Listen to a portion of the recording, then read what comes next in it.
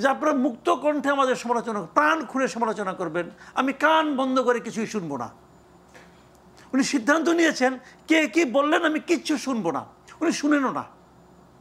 এই বয়সে শোনার আসলে বা সেরকম শারীরিক সক্ষমতা থাকে না। দর্শক, আবারও স্বাগত জানাই সবাইকে। প্রতি মুহূর্তে নানা ঘটনার মধ্যে দিয়ে আমরা এখন আছি। রাত ৯টা নাগাদ সকল রাজনৈতিক দলের সাথে বৈঠকে বসেছেন প্রধান উপদেষ্টা ডক্টর মোহাম্মদ ইউনূস। এবং এর মধ্যে খবর এসেছে যে বঙ্গবন্ধু এভিনিউতে যে আওয়ামী লীগের কার্যালয় আছে সেখানেও এক ধরনের হামলা চলছে।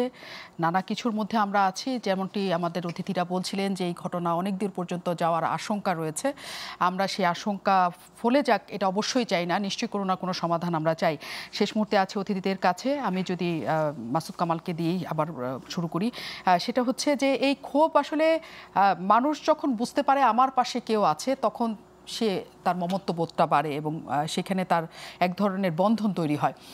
প্রধান উপদেষ্টার ফেসবুক পেজে একটা লেখাকে কেন্দ্র করে আবার সেটা আমরা দেখলাম যে অগ্নিস্ফুলিঙ্গের মতো জ্বলল, যখন সেখানে লেখা হলো যে এদের কেউ সাহায্য করতে চাইলে ত্রাণ তহবিলে, প্রধান উপদেষ্টা ত্রাণ তহবিলে যেন টাকা দেওয়া হয়। যদিও সেটা পরবর্তীতে তুলে নেওয়া হয়েছে, কিন্তু এর মধ্যে পুরোটাই ছড়িয়ে গেছে এবং সেটা নিয়ে তীব্র প্রতিক্রিয়া তৈরি হয়েছে। কারণ যারা এখানে মৃত হয়েছে তাদের বাড়িতে আনা নেওয়া, তাদের সৎকার, তাদের এর ব্যাপারে আমরা সরকারের দৃশ্যত কোনো উদ্যোগ দেখি নাই। হ্যাঁ, চিকিৎসার ব্যাপারে তারা উদ্যোগ নিয়েছে, এই দৃশ্যত উদ্যোগ দেখি নেই বলেই কি এই ক্ষোভটা অনেকখানি ধারাবাহিকভাবে বাড়ছে কিনা?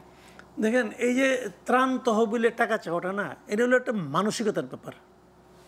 মানে ওই অনেকে একটা প্রবাদ আছে না, চিল অনেক উপরে ওঠে কিন্তু নজর থাকে নিচের দিকে, বলে না? এটা হলো বাংলাদেশের এনজিও মানসিকতা, জাস্ট এনজিও মানসিকতা, যে মানুষের কাছ থেকে নিতে হবে, আমার অনেক আছে, সো হোয়াট, নিতে হবে। এই একটা ইস্যু পাইছি, কিছু নিতে হবে। এবং আমার কেন যেন মনে হয় এই কাজটা বেসিক্যালি করেছেন ওনার যে প্রেস উইং আছে, এখানে কতগুলো মহাজ্ঞানী আছে, কিন্তু বিরাট জ্ঞানী। এদের নিয়মিত কোনো প্রতি মাসে একটা করে কোনো প্রমোশন হয় না, এটা আমি বুঝি না। একজন হয়েছে, বাকিগুলোর হওয়া উচিত। এই মহাজ্ঞানীদের কাজ এটা। ওরা অনেক কিছু বলে। একবার শুনলাম যে প্রধান উপদেষ্টা বললেন যে ডিসেম্বরের মধ্যে ইলেকশন হবে, পরে এই প্রেস উইংয়ের বলতেছে না, উনি এটা বলেন না, ওটা নাকি আরও পরে হবে, জুনে হবে। তো এরকম অনেক কিছু হয়, ওনাদের কাজ এটা।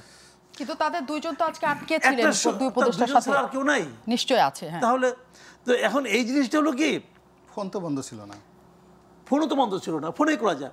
তো এখন অন্য কোনো গভর্নমেন্ট হলে পরে পত্রপাঠ বিদায় করতে এগুলো কি। কিন্তু আমাদের প্রধান উপদেষ্টার ব্যাপারটা হচ্ছে কি, উনি একটা ইন্টারেস্টিং ক্যারেক্টার আমার কাছে যেটা মনে হয়।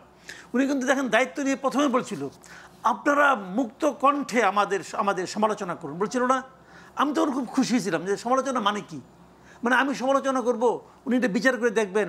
যদি এখানে যদি মনে করেন 10টা কথা বললাম, যদি একটা ওনার কাছে গ্রহণযোগ্য মনে হয়, তাহলে হয়তো উনি এটা গ্রহণ করবেন। এই তো আমাদের লক্ষ্য ভাই। আমরা তো গিবত করতে বসিটাই। আমাদের কথা হলো যে উনি স্টিয়ারিংয়ে আছেন, গাড়িটা উনি চালাচ্ছেন, আমার একটু বলা ভাই সামনে কিন্তু একটা খাত আছে দেখেন, কিন্তু এটুকু যে বলা, উনি খাতটাকে এড়াই চলবেন। মূলত লক্ষ্য তো এটাই। কিন্তু উনি যখন বলছেন এটা অর্থটাই মনে পরে বুঝছিল এরকম যে আপনারা মুক্ত কণ্ঠে আমাদের সমালোচনা, প্রাণ খুলে সমালোচনা করবেন, আমি কান বন্ধ করে কিছুই শুনবো না। উনি সিদ্ধান্ত নিয়েছেন কে কি বললেন আমি কিচ্ছু শুনবো না, উনি শুনেনও না। এই বয়সে শোনার আসলে ভাই সেরকম শারীরিক সক্ষমতা থাকে না। এটা ওনাকে আমি ব্যক্তিগতভাবে অ্যাটাক করছি না, বাট এটাই নিয়তি। আমাদেরও বাবা মার একসময় বয়স হয়েছিল, তো কী হয়, এটা হয় এসময় সব তারটা ঠিক থাকে না। কাজেই উনি শুনেনও না আসলে কিছু। এই যে ওনার ওনাকে যে বেজ্জতিটা করছে ওরা প্রেস উইং, অন্য কেউ হলে কী করতো, একটু তো ক্ষুব্ধ হইতো, রাগান্বিত হইতো। ওই জায়গাটা ওনার আসলে ভোতা হয়ে গেছে, উনি কিছু বলবেনও না, মেশিন স্টার্ট নেয় না, ওনা উঠাই নিচ্ছে ওটাকে। দেখেন প্রধান উপদেষ্টা, উনি তো প্রাইম মিনিস্টার আসলে, ওনার নামে, ওনার অফিসের নামে একটা ফেসবুক অ্যাকাউন্ট, এবং সেটা আপনার একদম ভেরিফাইড, সেখানে একটা এরকম দিয়ে আবার উঠায় নেওয়া, এর চেয়ে লজ্জার কিছু আর হতে পারে? টাকা চাচ্ছে। আর এই মানসিকতাটা কি, ওনার টাকার অভাব,